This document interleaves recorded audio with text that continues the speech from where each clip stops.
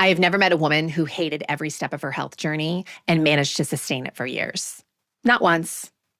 Hate does not have the fuel economy for long-term consistency. And we've all heard it, but it's so true. You cannot hate your way healthy. Welcome to your daily hit of grace and grit, your quick dose of inspiration to kickstart your day. I'm Courtney Townley, and here is today's hit. So we've been sold a version of health that is almost entirely built on pressure, fear, willpower, and discipline. And look, it works until it doesn't, right? It works for a while. But there is a very clear ceiling on what that kind of motivation can do for you. So today I want to talk about the kind of motivation that lasts. Here's what I know after 30 years of working with women in behavior change, and specifically in the health arena. External pressure is not really a long-term fuel source. It can be a starter fluid for sure, right? It can get us into action. It can get things going, but it doesn't keep them going.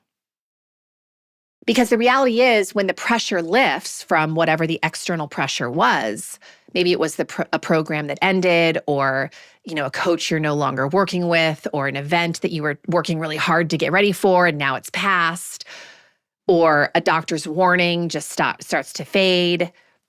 So does the behavior, right? Because you were running on a fuel source that was never designed for the long haul. Because I'm a big believer the only fuel source that is designed for the long haul is an internal fuel source. We have to be intrinsically motivated. So every health practice that you build requires fuel or energy, right? We're kind of talking about them interchangeably here. To start a health practice, to maintain it, and to return to it after you drift, you need fuel.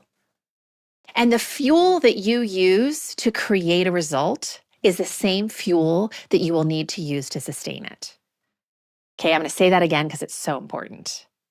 Whatever fuel source you use along the way to create an outcome is the same fuel source that you will use to sustain it. So if you're using the fuel source of hate and external pressure and external validation to fuel your journey, well, you're going to keep trying to use that the rest of your life. And that sucks because it doesn't feel good.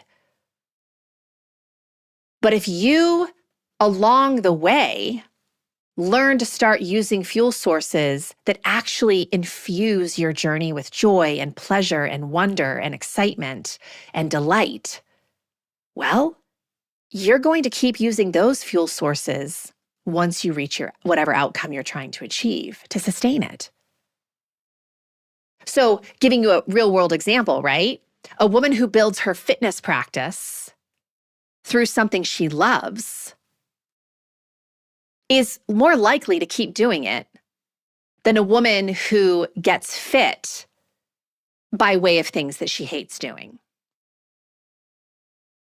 And it's interesting because I've had a lot of conversations over the years in my coaching practice of women who, despite understanding the value of strength training, they hate it. They don't like the weight room. They don't like the act of lifting heavy things.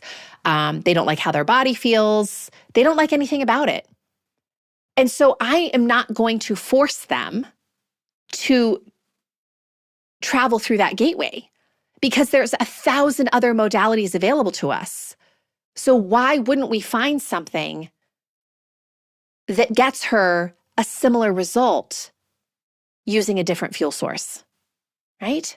Because I want her to be energized by her process, in love with her process, having fun in her process, because I know that she will keep showing up if those things are a part of her process.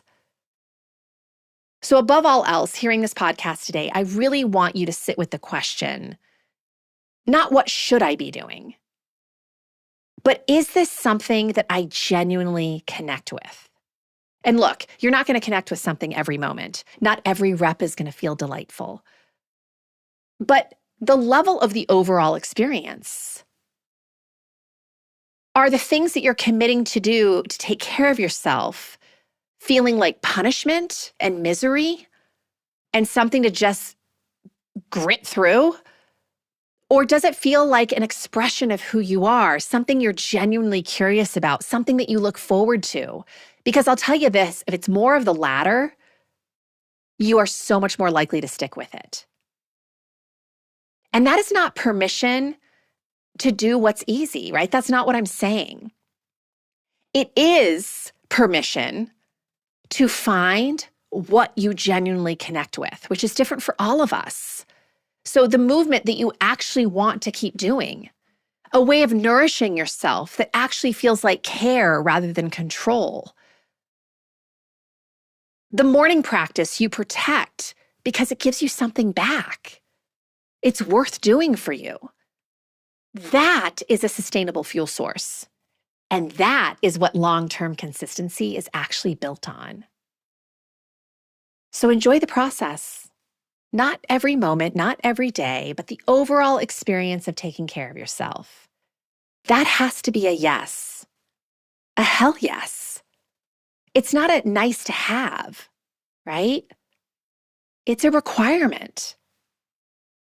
Because no one's doing this level of work just to taste an outcome and then spiral back to where they started. No, we're doing this level of work because we want to be able to sustain it. We want to be able to transform our life permanently. And that's a very different level of fuel to support that journey than one that you just take temporarily. If this stirred something inside of you, imagine what a whole book of clarity and courage could ignite. The Consistency Code, a midlife woman's guide to deep health and happiness, goes even deeper into the mindset and practices that create real, meaningful change at midlife. Grab your copy today over at theconsistencycode.com and keep the momentum alive.